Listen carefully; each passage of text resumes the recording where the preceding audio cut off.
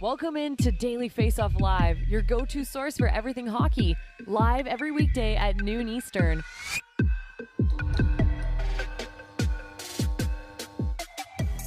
What's up, everybody? Welcome into a Wednesday, November 23rd, pre-Thanksgiving edition of Daily Faceoff Live. We're streaming live on Twitter, YouTube, as well as, of course, dailyfaceoff.com. He's former NHL player, current Chicago Blackhawks television analyst, Colby Cohen. Colby, how you doing? I'm good. Thanksgiving is here, Frank, so always some excitement in the air. Yeah, it's one of my favorite holidays. Today specifically is one of my favorite days of the year, usually one of the drunkest days in the U.S. And looking forward to catching up with some old friends. And we all have a lot to be thankful for as we hit the holiday season. Let's throw 2 minutes and 30 seconds up on the clock, and let's stick with that Thanksgiving theme. I'm going to ask you a series of rapid fire questions, Thanksgiving theme style, about the NHL season as we hit the quarter mark. So best main course.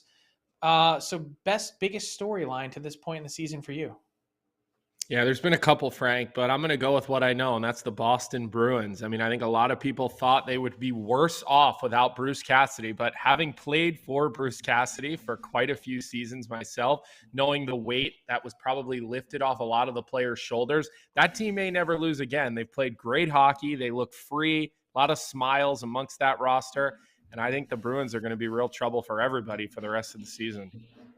Yeah, I understand what you're saying about Bruce Cassidy, but then I look at the Vegas Golden Knights, and they're off to a 15-4-1 start leading the Pacific Division. I say, that's interesting. So best side dish, and first you got to give me your favorite Thanksgiving side dish, and then tell me about a player or team that hasn't been talked about nearly enough. Well, this is my favorite part of Thanksgiving, and that's sweet potato pie. I mean, the way that my family makes it, they put the marshmallows on top, goes back in the oven, so they get a little crispy on the outside. So I would say that would be my favorite side dish to eat. Now, as far as the NHL goes, my favorite side dish and story so long has been Jonathan Toews. I mean, I get to watch this guy up close and personal every day. And he's been the most consistent player for the Chicago Blackhawks this season. He's been good offensively. He's using that big frame. He's scoring goals around the net. He's got 5 or 6 tip goals already. I think he's on pace for 35 to 40 goals this season if he continues. So that's been really intriguing and enjoyable to watch this season. Yeah, I'm going to go with Leon Draisaitl as the best side dish. You look at the stat leaderboards and how good Draisaitl's season has been as McDavid has run away with, probably at this point in the quarter mark, the Hart Trophy again this season with how good McDavid has been, the rate at which he's scoring goals, and yet Draisaitl's right there behind him. So I think he's been the best side dish. What about, you mentioned sweet potato pie. How about best dessert?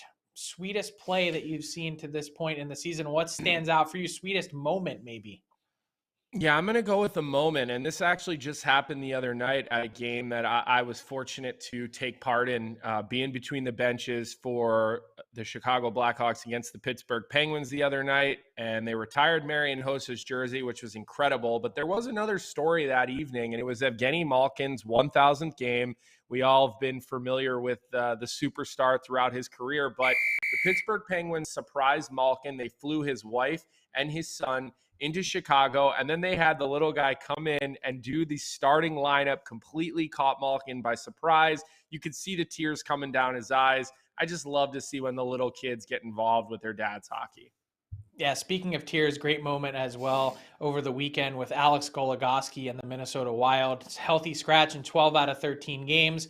Finally gets in the lineup, gets the celebration with the silver stick for playing in his 1,000th career NHL game, and then scores the OT winner, and he's conducting his post-game interview and just cannot help himself. He's so emotional. So love seeing stuff like that. These guys put in so much work, and you can just see how emotional it was for him in this interview. So great stuff all around. Really looking forward to Thanksgiving, and thanks, Cole, for helping set the table. But as we hit Thanksgiving, it's also an important point of reflection for NHL teams. We've now, as we're hitting the quarter mark, got a really good sense of what teams are, what they need, and what they aren't. And it's also a time to sit back and look at some math. It's been a traditional waypoint, a rite of passage where you say, hey, maybe this team has a bit of a rougher road in order to get in, or maybe one of these teams that's on the outside looking in will be able to get in. So I want to go East first and then West, but in the East, give me a team that's outside of the playoff picture now that you think will ultimately find a way to get themselves in.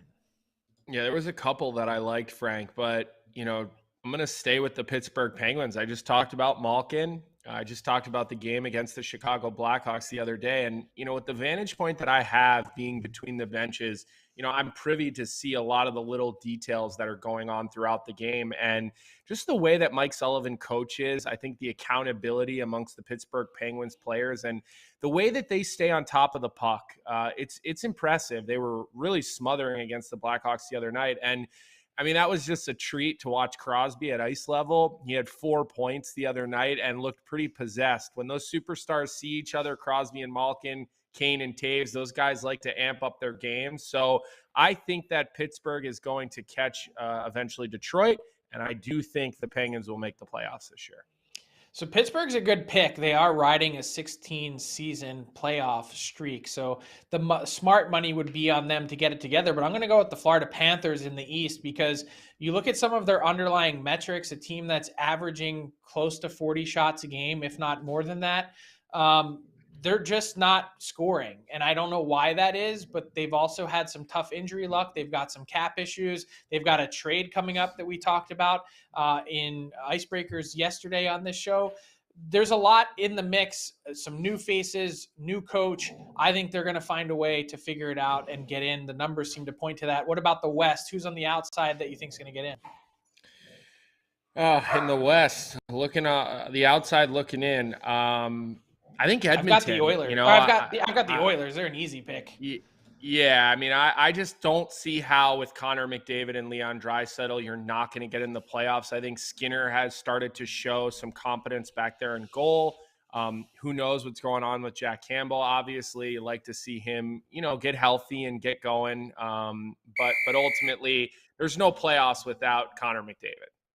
A very sluggish start for the Oilers at 10-9. Some glimpses where they look great and some nights where they really are hard to figure out. So much of it has been goaltending at times too.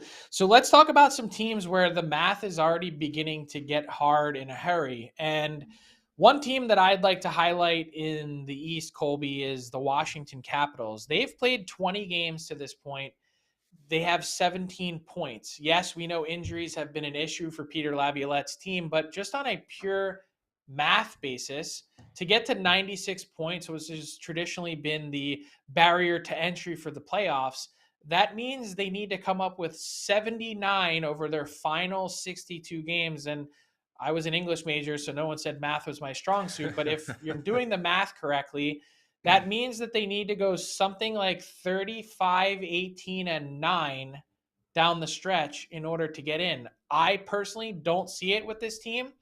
I don't see it even when they can get some guys healthy and they have some guys that aren't going to be coming back at all. That's a lot. It's a daunting task, and it feels like in the NHL in particular, it begins to get late early. Is there another team in the East or West that you say, man, they're just not going to be able to find a way to dig themselves out of the hole that they're already in? Yeah, you make a lot of really good points there, and I tend to agree with everything that you said. And while I don't think Florida is going to get into the playoffs, the team for this that I've chosen is Minnesota. I just think, similarly to what you said, it's getting late quick, and they didn't start well. We saw them in preseason a lot. They looked like they were going to be a good team. I think some of those dead cap hits are starting to catch up with them within their depth. They lost Fiala. Fleury's been injured. He hasn't quite looked like himself, early season. Gustafsson does not look like a goaltender that is going to go in and win games when Fleury can't play. So ultimately, I don't think Minnesota is going to be a playoff team this year. It's interesting you mentioned that about Gustafsson and that trade that went down, Cam Talbot for Gustafsson. I remember applauding GM Bill Guerin at the time saying, look, if Cam Talbot is demanding an extension and isn't getting one, you don't need that drama. You don't need that circus. You've been through all that. You already got rid of some guys in Zach Parise and Ryan Suter that you felt like maybe weren't the best influence on your team based on the way things had been going. You don't want to invite more of that in. But now, even though Cam Talbot has been injured, you'd say he probably would look really good in a tandem with Marc-Andre Fleury this season. Maybe that's one that ends up coming back to bite the Minnesota Wild. And you're right, it does begin to get late early for them, considering that they're on pace for 82 points. Again, the math not working in their favor, a lot of ground to make up. We'll talk more math shortly with our friend Cam Charron, but one more topic to get to, Colby. And I admit that this one probably seems a little bit off the wall. I was on the Fan 590 yesterday in Toronto, and they asked me about this, and my brain basically exploded if you go back and listen to the clip thinking about it, because I was saying earlier in the day how much of a long shot any trade for Erik Karlsson will be from the San Jose Sharks, given that it's probably going to be one of the most complicated transactions in league history, an $11.5 million cap hit for each of the next 4 seasons beyond this one. Someone that's been playing at a superstar elite talent. You look at him behind only Draisaitl and McDavid on the scoring leaderboard to this point in the season, doing things on the ice that really only very few players on planet Earth can do. He's a treat to watch, but the contract is daunting. And so if you're the Toronto Maple Leafs and you're sitting there, you've got Morgan Rielly out until sometime in 2023, Jake Muzzin likely gone for the season, and TJ Brody out, also probably unreliable given his injury history, to count on him in a real significant way, even though he is a gamer. They're in a spot where they've got some big decisions to make, whether it's short-term stopgap solution or trading for a bigger piece. And as much as I tried to downplay this idea that made my brain explode, I've taken a step back to think about it here in the last 12 to 18 hours, saying, well, hold on a second. Is there any chance that this makes any sense? And you might look at it and say, well, from a pure future perspective, the Leafs, with 3 guys already having 8-figure contracts in Tavares and Marner and Matthews, they need Erik Karlsson like they need a hole in their head. But if you consider some of the other pieces that we've talked about earlier in the week on this show, John Klingberg, for instance, as a pickup from Anaheim, or someone else that you might have to trade for, Jacob Chychrun, or whoever it might be, Matt Roy in LA, they're all going to have acquisition costs where you need to give up a first-round pick and prospects in order to make something like that happen. So if you're the Leafs and you don't have to trade really much from your roster in order to take on this contract to make the math work, there's a way to do it and take on the whole deal. Could you actually make the argument that it makes more sense for the Leafs' future to be able to play a first-round pick and prospects on entry-level contracts at a certain point and trade for Karlsson? Am I really even asking this question? Frank, as beautiful as a monologue as that just was, I'm going to go ahead and just shut that down quickly, because it does not make sense. I mean, you look at the money that is distributed amongst that blue line, even though we don't know what the future holds for a couple of their players that are injured, it's just too much money. $11.5 million. Does he really get you over the edge come playoff hockey? I've watched San Jose this year probably more times than I normally would, because David Quinn, a former coach of mine, is their head coach. Mike Greer, a former workout partner of mine at Mike Boyle's, is their GM. So I want to watch them. I want to support them. There's a lot of holes in Erik Karlsson's defensive game, and I'm not questioning the offense. He's been incredible offensively. He is just on a run like we haven't seen. He's scoring goals at a clip, right? But does his style of play get the Leafs where they want to go in the playoffs? I'm not sure. You play against the Bruins in the first round with all that firepower up front. Is he stopping one of those 3? I just don't see it. It's too much money. I'd rather see them give up an acquisition cost, as you said, to go secure a guy, a couple of those defensemen that you mentioned. And I think Kyle Dubas is GMing for today and tomorrow. I don't think he's thinking 5 years down the road right now. They've got a window. They've got players' contracts that are starting to come up and be expiring. It just doesn't make sense to me. Kind of just reminded me how this played out, our conversation, the scene from Billy Madison when he goes on the rant at the end and the guy says, I award you no points and may God have mercy on your soul. And that's basically how I feel at this exact moment. Speaking of the Leafs, let's get to one of their former front office analysts in Cam Charron for the Number Crunch.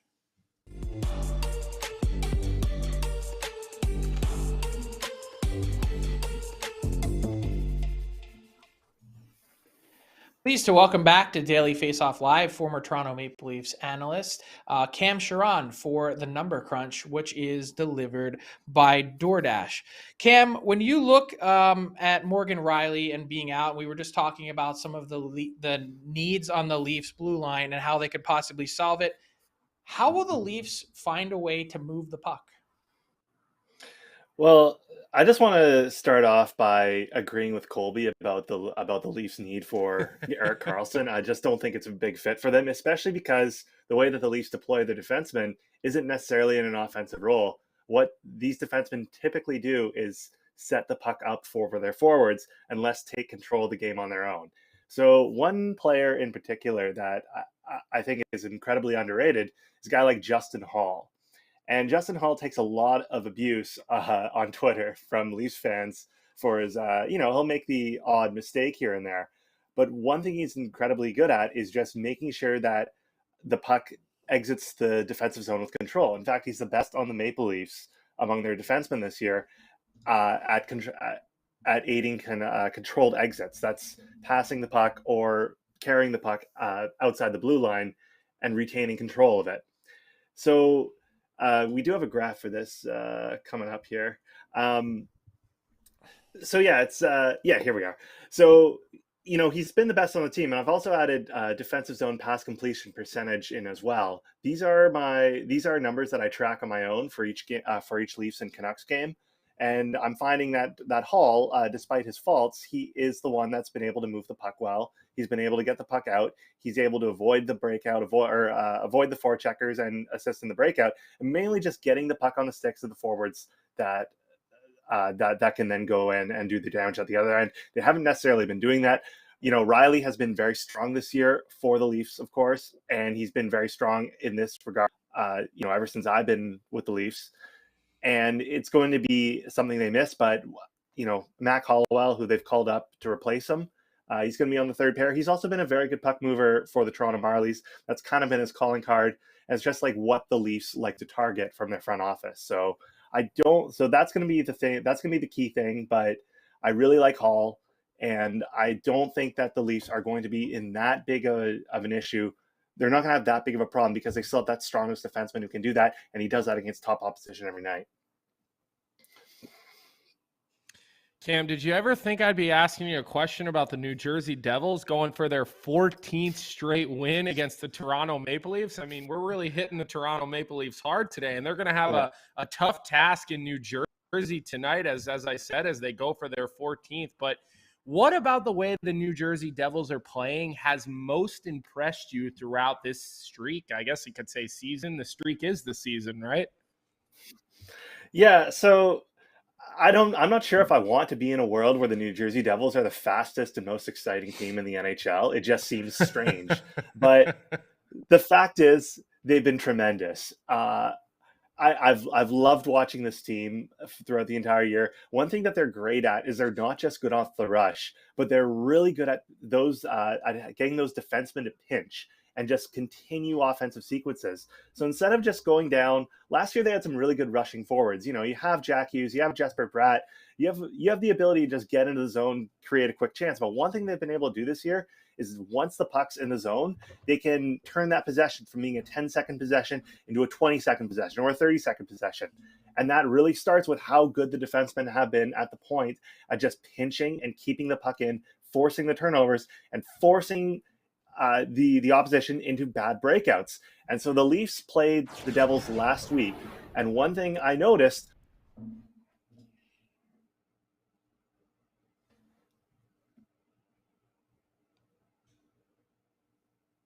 esoteric way of looking at hockey, but it's a very good indicator of how effectively a team was able to break out.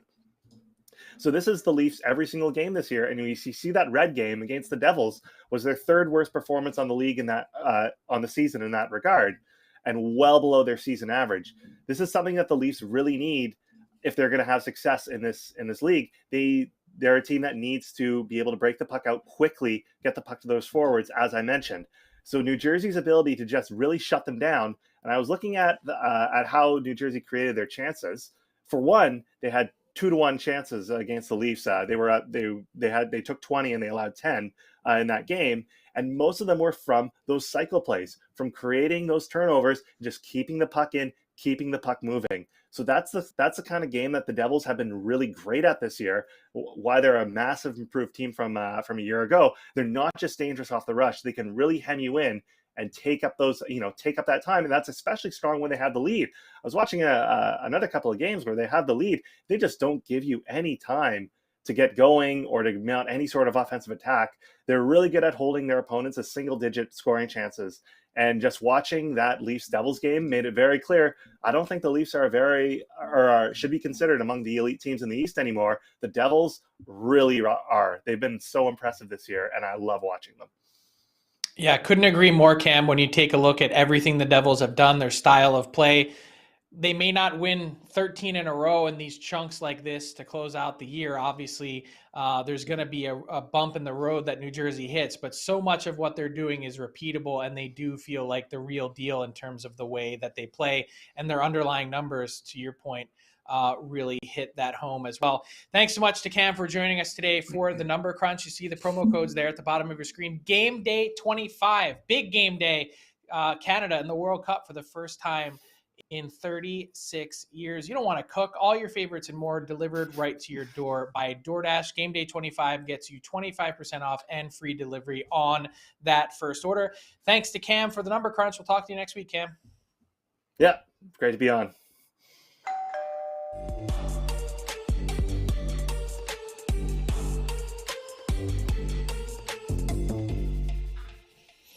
All right, Colby, time for our daily face-off inbox question of the day. And the question is, if you were king of the castle in the NHL for a day, as I know a guy who knows a guy asked us on Twitter, if there was a single rule change you would make or rewrite, what would it be? This is one that I have been saying. I pitched it on my Shark Tank show a couple of weeks ago at NBC Chicago, but it's all about the salary cap, and it's all about teams that draft and develop players well. And what I would change is I would give teams a 20% discount on the cap when they re-sign homegrown players to contracts over, let's say, 5 years. So if you're the Toronto Maple Leafs and you've got all these young superstars that are all coming up for contracts at the same time, and you sign them to a, let's say, 10-year, $10 million a year deal, well, that would actually only count as $8 million a year against your cap. And therefore, we would be rewarding teams for keeping their drafted players in their hometowns, which to me is really rewarding the fans. And I think that we've seen it with different players throughout time that haven't been able to stay because young players might have been up for their second contract. Older players who had been drafted, developed, and stayed haven't been able to. So to me, I think that that's something that would benefit the game and the fans greatly. And I think the league is healthy and the owners would go for it and could afford it. So are you saying one player or any player that's drafted by your organization? Any player, any homegrown player, if you draft them and you develop them and they become a star, you are given some sort of discount against the cap. I think the number should be 20, but I would obviously be willing to negotiate that between the PA and the league. And teams should be given a little bit of a discount for the success in doing a nice job drafting. And I think that would, change the way people are thinking about trading prospects, moving on from draft picks. And I think that, again, it's all about the fans. You have the fans that buy the jersey, and then their favorite players have to go somewhere else because we have a triple hard salary cap system. I really like the idea. I could already hear the NHL and the owners groveling about the idea of, how do we split this up with the 50-50 pie and all that? Who cares? Figure that out later. But I think you're right. Teams should be rewarded. A real quick rule change for me: take away the ability to ice the puck when you're on the penalty kill. If you are an American-born hockey player growing up in the USA hockey system now, you can no longer ice the puck on the penalty kill. They force you to be creative. We have an entire new generation of American-born players that are coming up. This is the only way that they know how to play. All of a sudden, you would get to pro hockey, and then all of a sudden you're given an out, you're given an escape to be able to ice the puck when you're killing a penalty. Makes no sense to me. Force teams and players to be creative, to do something, make a play, as opposed to just dumping it down the other end of the ice. And I think in return, you could also potentially create a little more offense as well. That's my rule change. Great question from I know a guy who knows a guy. Great username as well. Let's get to our daily face-off, daily Pointsbet Daily Bet segment. Tyler Remchuk, how you doing? Good. 2 for 2 last night, 3 and 2 on the week. So looking to keep that hot streak going. Can I suggest, as someone who bets on player props, shots that hit the post count as shots on goal? Can I get away with that one? No. Okay, too bad. All right. Anyways, won't change my mindset tonight. I got 3 plays on a busy NHL slate, so let's jump right into it, starting with a matchup between the St. Louis Blues and the Buffalo Sabres. We nailed the over yesterday in the Sabres-Habs game. Buffalo playing the second of back-to-backs. And how about this? This is the 3rd time this month they've had to play back-to-back games. The first 2 times, they've not only lost the second half of the back-to-back, the other team covered the puck line in that game as well. So I like taking St. Louis on the puck line. It's a pretty juicy plus 165, and St. Louis is red hot right now. So as soon as I see Jordan Binnington as the confirmed starter for the Blues, I'm going to be all over St. Louis minus a goal and a half at plus 165. And a couple of shot props tonight quickly. I love Clayton Keller because the line is set at 1.5, not 2.5. Taking him to go over a shot and a half is only paying out minus 170, but he's crushed this in 5 straight games, and he's hit it in 7 of his last 10. And I like Aaron Ekblad minus 150 to go over 2.5 shots on goal as well. He's also hit this one in 5 straight. He's hit this in 6 of 8 games on the season as well. So those are my 3 plays tonight. Frank Keller and Ekblad on the shot props, St. Louis to cover the puck line. Love it, Tyler. We'll keep an eye on those. And thank you for our PointsBet Daily Bets segment. That brings us to garbage time. Colby, I usually cede the floor to my guests, but I wanted to give a little love to Jamie Benn and Tyler Seguin of the Dallas Stars, who have had a fantastic start to their season. And if you looked at the NHL's scoring leaders to this point in the season, you'd see Erik Karlsson there. And in the month of November, you'd see Jamie Benn there, who has more goals and more points than Connor McDavid in the month of November. You'd think, what year is this? 2014? I wish. That was before I had kids. Life was simpler then. And I also weighed 40 fewer pounds. So you think back to all that Jamie Benn and frankly my body has been through since then, and you say, wow, it's pretty impressive what Benn and Seguin have been able to accomplish.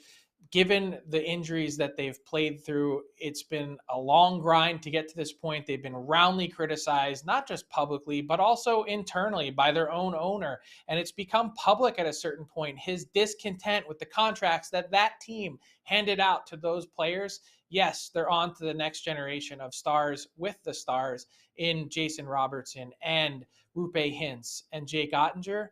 But Jamie Benn and Tyler Seguin have the ability at this moment in time this season to help make the Stars a true Stanley Cup contender with their play. So wanted to give them a little love. Beautifully done. There you go. And I thought you would enjoy the weight references as well. Working on that. I'm going to get to it. Thanks to Colby Cohen. So much to be thankful for, not the least of which is having you join our show, Daily Faceoff Live, from time to time. Thanks to Tyler Yaremchuk, Cam Charron, and our head of production, Alex Lard. That's all the time we have for today's show. Taking a little break for Thanksgiving, but we'll be back with a Black Friday edition. And until then, if you're in the U.S., have a great Thanksgiving. And if you're not, enjoy the games, everyone. Thanks for tuning in to Daily Face Off Live. Make sure you hit the subscribe button to never miss an episode.